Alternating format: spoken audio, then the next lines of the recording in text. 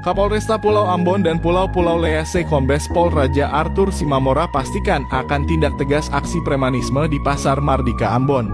Saya ingatkan tindakan premanisme harus dihindari di Pasar Mardika Ambon, kalau ada akan ditindak tegas, turu Arthur saat diwawancara awak media, Rabu 14 Juni 2023. Lebih lanjut, orang nomor 1 di Polresta Ambon itu menyebutkan terkait video viral yang memperlihatkan adu mulut antara pedagang dan oknum preman pasar yang belakangan ini diketahui adalah juru parkir.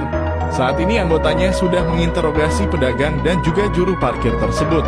Keduanya sudah dimintai keterangan sementara dan hari ini juga saya dengan Wali Kota Ambon turun langsung ke Pasar Mardika untuk memastikan kejadian tersebut kenapa bisa terjadi, ujar Kapolresta Pulau Ambon.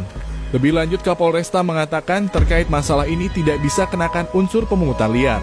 Pasalnya setelah diselidiki, pedagang ini berjualan di lahan yang dijaga juru parkir tersebut. Jadi seperti yang disampaikan Wali Kota bahwa para juru parkir ini mempunyai kewajiban untuk menyetor retribusi parkir ke pemerintah, sehingga jika lahan parkir malah dipakai untuk pedagang berjualan, otomatis tidak ada kendaraan yang masuk dan mempengaruhi pendapatan dari juru parkir itu sendiri. Maka itu unsur pemungutan liar tidak bisa kenakan di sini, saya harus koordinasi lagi dengan Wali Kota Ambon, terangnya.